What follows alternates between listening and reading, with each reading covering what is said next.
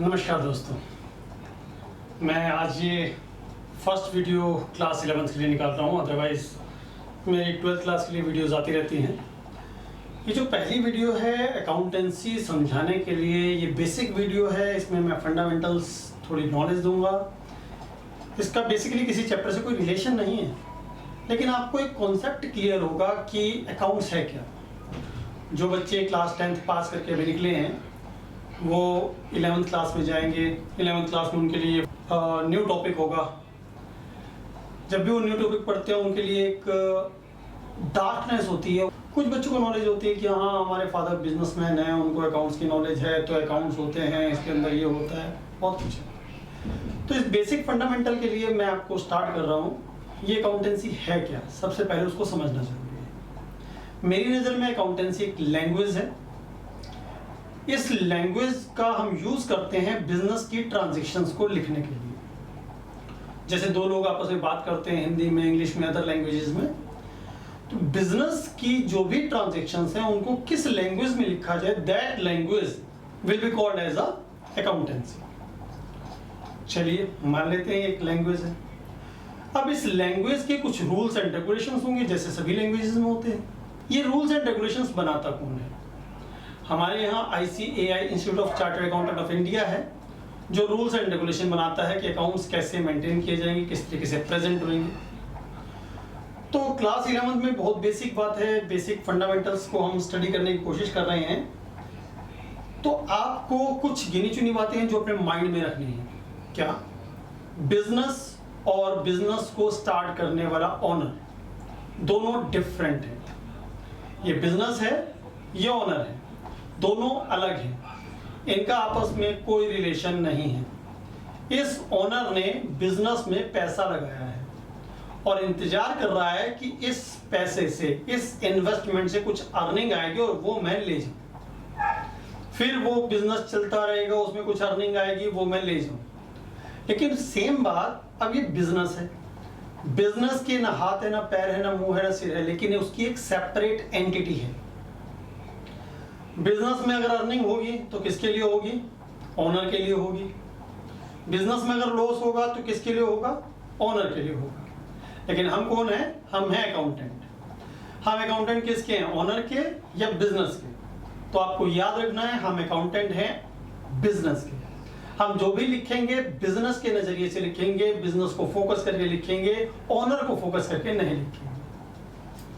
चलिए पहली बात तो ये हो गई कि इनकी अपनी एक सेपरेट एंटिटी है।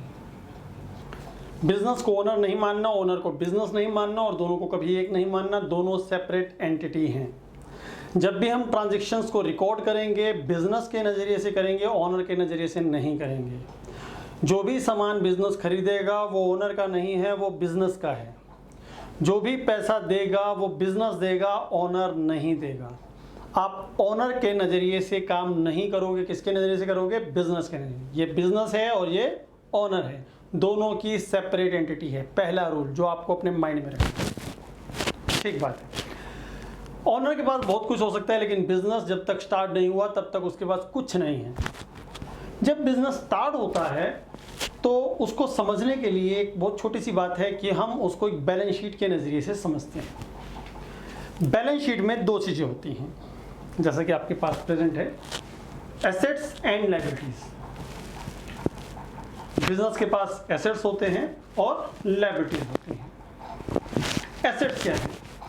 वो सभी चीजें जिनको बेचकर आप कैश इकट्ठा कर सकते हो, जिनकी आपके लिए कोई वैल्यू हो, जिनकी आपके लिए कोई लाइफ हो।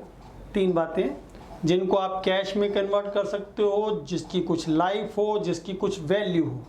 लाइफ मतलब 1 ईयर से ज़्यादा आप उसको यूज़ कर सकते हो। 1 ईयर तक तो एटलीस्ट आप यूज़ करोगे। 1 साल से ज़्यादा लाइफ है, इट मीन्स उसकी लाइफ है। अगर 1 साल से कम है तो वो एसेट नहीं होता, उसको हम एक्सपेंस बोलते हैं। तो वो सभी चीज़ें जिसको आप कैश में कन्वर्ट कर सकते हो, जिसकी लाइफ हो और जिसकी आपके लिए वैल्यू हो, वो सब एसेट है। तीन चीज़ों को आप देखोगे, किसी भी चीज़ पे नज़र मारो अपने घर के अंदर, क्या वो आपके लिए एसेट है या नहीं है। फर्नीचर देखते हैं, फर्नीचर आपके लिए एसेट है या नहीं है। फर्नीचर आप बेच सकते हो, बिल्कुल बेच सकते हो। लाइफ है, बिल्कुल कई साल तक चलेगा। वैल्यू है, मैं आपके घर गया, आपका फर्नीचर उठा के मैं अपने घर ले जा रहा हूँ, आप मेरे को रोकोगे नहीं रोकोगे? अरे हमारा फर्नीचर कहाँ जा रहे हो भाई? इट मीन्स आपके लिए उसकी वैल्यू है। मैं आपके घर आया, आपसे मैंने कहा अपना एक पेन दे दो जरा, मेरे को कुछ काम करना और मैं अपने साथ ही ले जाऊँगा। आप अपना एक पेन दे दोगे, आपको इतना कोई फर्क नहीं पड़ेगा। इट मीन्स उसकी वैल्यू आपके लिए नहीं है। That is not an asset. Cash में कन्वर्ट हो सकता है, मान लेते हैं कैश में कन्वर्ट हो जाएगा। बिल्कुल। एयर कंडीशनर लगा हुआ है, क्या आप उसको बेच सकते हैं? यस, बेच सकते हैं। लाइफ कई साल चलेगा। वैल्यू बिल्कुल वैल्यू है, आप मुझे ले जाने नहीं दोगे। इट मीन्स वो सभी चीज़ें जिनको आप कैश में कन्वर्ट कर सकते हो, जिसकी कुछ लाइफ हो, जिसकी कुछ वैल्यू हो, वो आपके लिए एसेट हैं, ये आपको ध्यान रखना है। तो फर्नीचर आपके लिए एसेट है। आप मतलब अब यहाँ पे हम बिजनेस के नज़रिए में चलते हैं। बिजनेस के लिए क्या क्या चीज़ें एसेट हैं? बिजनेस में बिल्डिंग है, एसेट है। बिजनेस में फर्नीचर है, एसेट है। बिजनेस में मशीनरी है, एसेट है। Cash, yes, cash is itself asset. This is called liquid asset, क्योंकि कैश को कैश में कन्वर्ट करने की ज़रूरत नहीं है। लाइफ तो बहुत है, जितना संभाल के रखोगे जितना मर्जी टाइम चलेगा। और वैल्यू कोई लेगा तो आप उसको पकड़ लोगे, इट मीन्स उसकी वैल्यू भी आपके लिए है। बैंक में पड़ा हुआ आपका पैसा, बैंक बैलेंस, यस, वो भी बिजनेस के लिए एसेट है। डेटर्स, एक वर्ड आता है debtors. Debtors are those person from whom we have to receive money. Debtor वो सब लोग हैं जिनसे हमने पैसा लेना है। क्यों लेना है? क्योंकि हमने उनको गुड्स सोल्ड आउट किए थे ऑन क्रेडिट। जब आप क्रेडिट में गुड्स सोल्ड आउट करते हो तो वो हमारे एसेट्स हो जाते हैं, और हमने उनसे पैसा लेना होता है, वो हमारे डेटर्स होते हैं। अब ये तो हो गए एसेट्स। ऐसे ही लायबिलिटी होती है। अब लायबिलिटी में क्या क्या है? लायबिलिटी में ओनर पैसा जब लगाता है बिजनेस में, तो बिजनेस कहता है कि ये पैसा मैंने आपको देना है। यानी वो सब चीज़ें जिनको भी बिजनेस ने पैसा रिटर्न करना है, those all things will be called as an liability।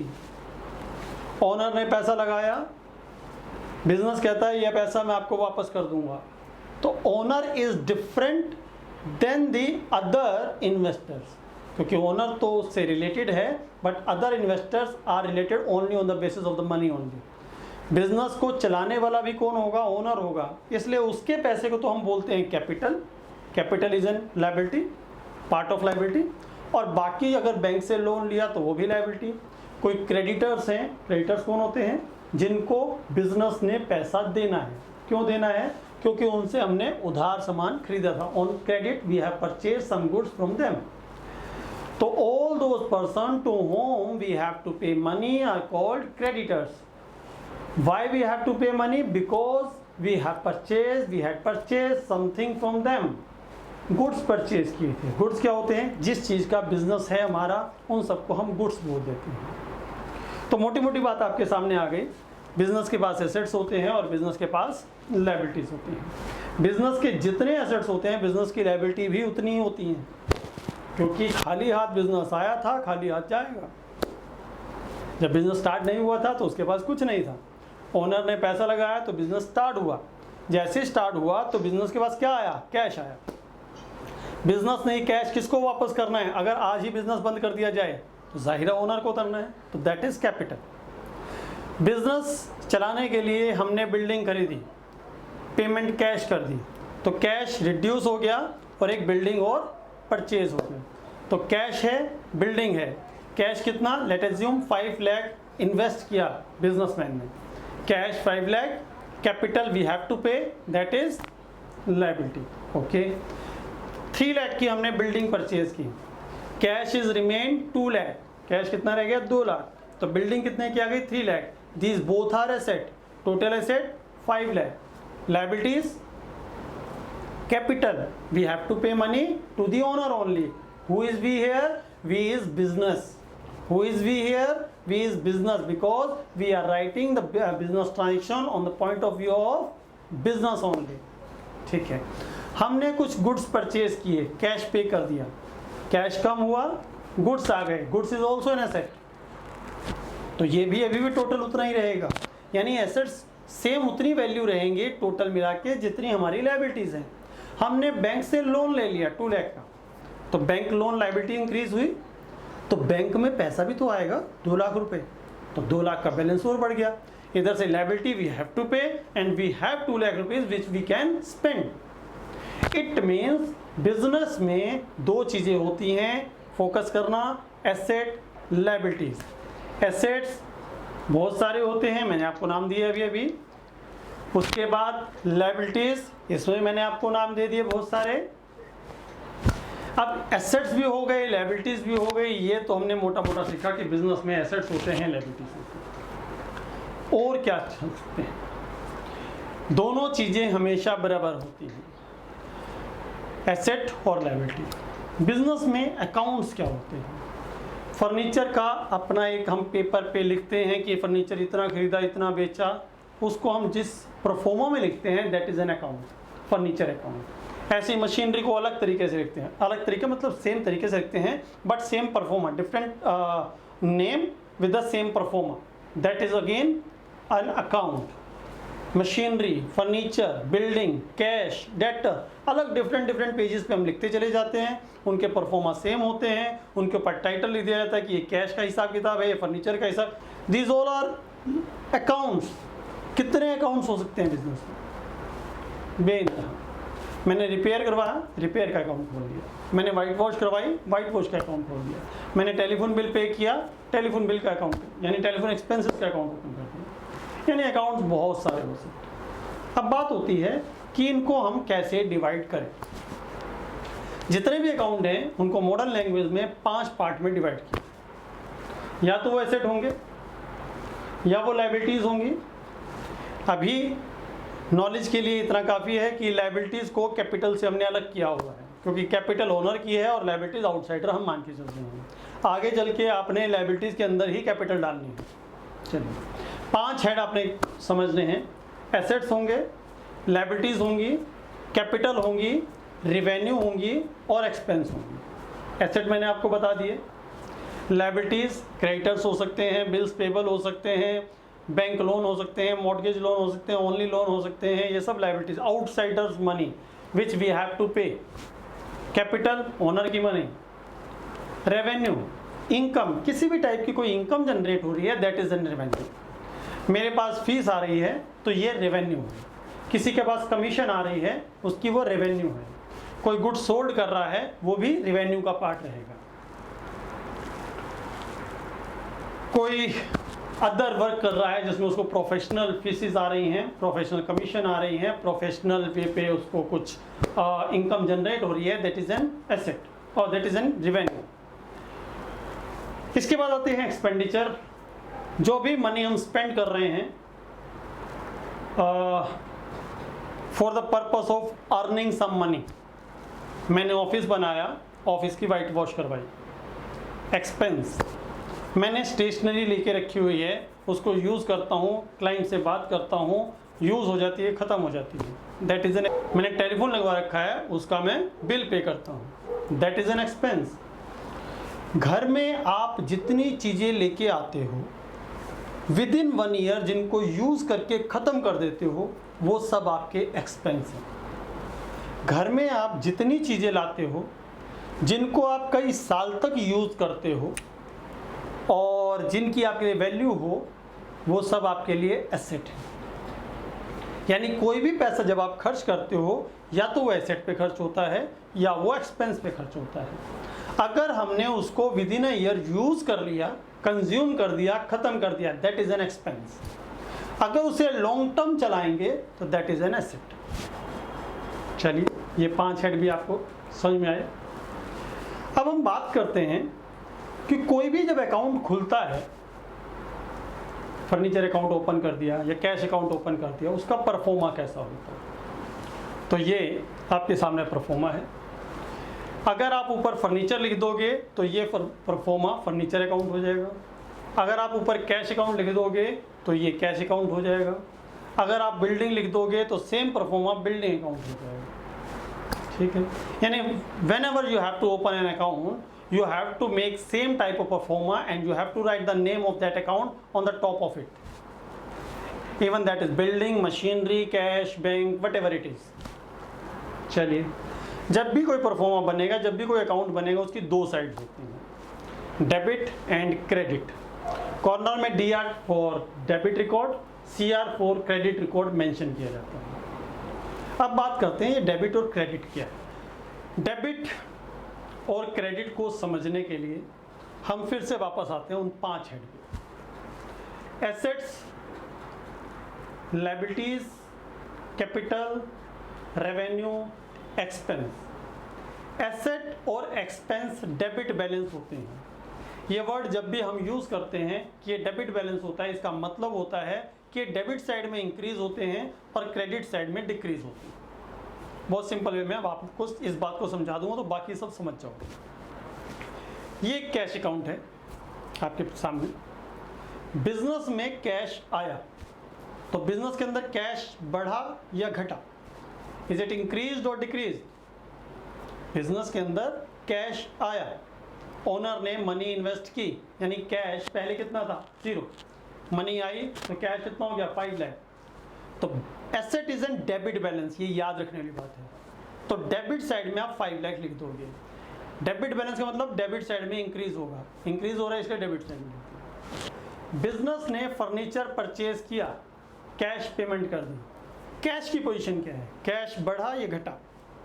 Cash reduce हुआ तो कैश अकाउंट के क्रेडिट साइड में एंट्री जाएगी, because cash increase in debit side and decrease in credit side, because all asset increase in debit side and decrease in credit side.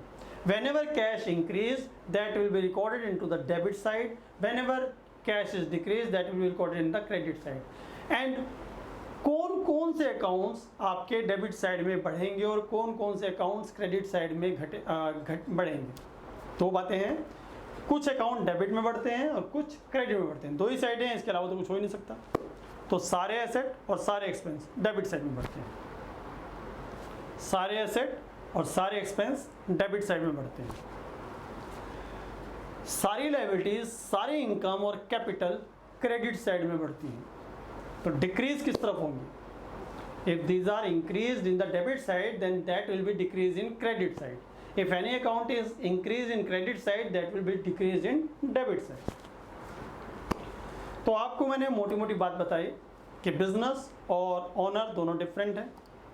Business के पास कुछ नहीं होता जब वो स्टार्ट होता है, उसके पास फाइनली एक बैलेंस शीट होती है। बैलेंस शीट में एसेट होते हैं, लायबिलिटीज़ होती हैं। एसेट्स में क्या क्या होते हैं ये मैंने आपको बताया, लायबिलिटीज़ में क्या होता है ये मैंने आपको बताया। एसेट्स क्या होते हैं उसके मैंने 3 बातें बताई, उनको आप फॉलो करोगे। लायबिलिटीज़ आउटसाइडर हो सकती हैं या ओनर की हो सकती हैं। एसेट एंड लायबिलिटी का टोटल हमेशा इक्वल रहता है। सभी अकाउंट्स 5 पार्ट में डिवाइडेड हैं मॉडर्न लैंग्वेज में। Assets, liabilities, capital, revenue and expenditure. All assets and expenditures are debit balance. All revenue, capital and liabilities are credit balance. Debit balance means these are increased in debit side and decrease in credit side. Credit balance mean these are increased in credit side and decrease in debit side. चलिए ये भी बात आपकी समझ में आ गई। तो कुल मिलाकर के जब भी आप अकाउंट्स लिखेंगे आपको फोकस करना पड़ेगा कि वो अकाउंट्स, एक अकाउंटेंसी होता है, एक अकाउंटिंग होता है और एक बुक कीपिंग होता है।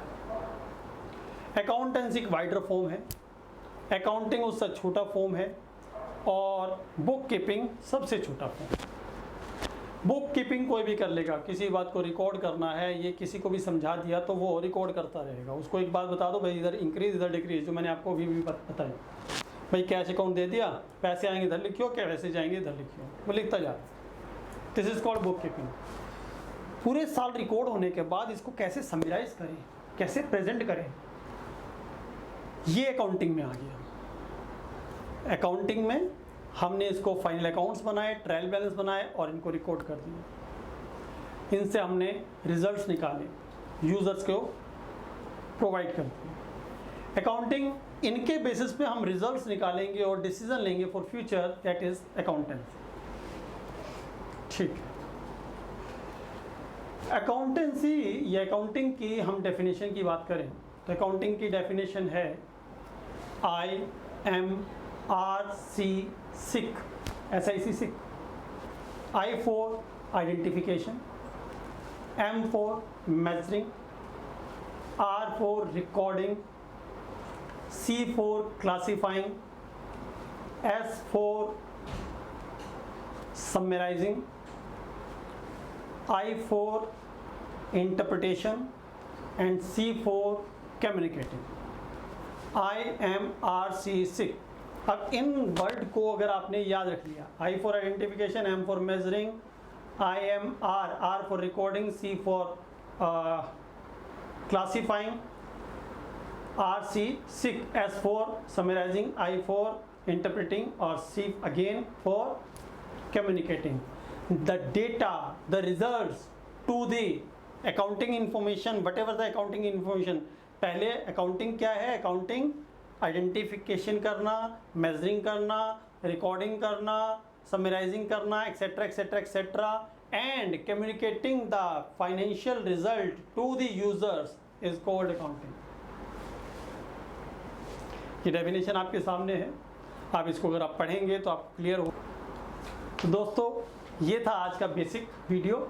अगली वीडियो में मैं यहीं से स्टार्ट करूंगा, थोड़ी सी और आपको नॉलेज दूंगा। छोटी छोटी वीडियोस को अगर आप देखेंगे, आप इसको बार बार देखेंगे तो आपको कुछ बातें याद हो जाएंगी, जिनके बिहाफ पे आपके लिए अकाउंट्स समझना इजी हो जाएगा। जितनी बात मैंने बताई है, इसमें आपका एक चैप्टर है जिसमें rules of debit and credit एक चैप्टर है। आप उसको अगर आप फोकस करेंगे तो आपको मैक्सिमम सारी बातें समझ में आ जाएंगी, याद भी रहेंगी और वो चैप्टर भी कवर हो जाएगा। तो आज के लिए इतना ही। आप मेरा चैनल सब्सक्राइब करें और आपको time to time new videos मिलती रहें। ये ज़रूरी है कि आपको सही समय पे सही नॉलेज मिल जाए, सही टाइम पे आपके पास इंफॉर्मेशन हो और आप उसको देख लें और आप आगे बढ़ते जाएं। ये लगातार वीडियोस आपके पास आते रहेंगे। ये पहला वीडियो मैंने 11th क्लास ले दिया है, अभी तक मैं केवल 12th क्लास के लिए वीडियोस बना रहा था। 11th क्लास के वीडियोस मैंने स्टार्ट कर दिए हैं, तो आने वाले टाइम में आपको दूसरा, तीसरा, 4th वीडियोस भी मिलता चला जाएगा। तब तक के लिए नमस्कार, धन्यवाद।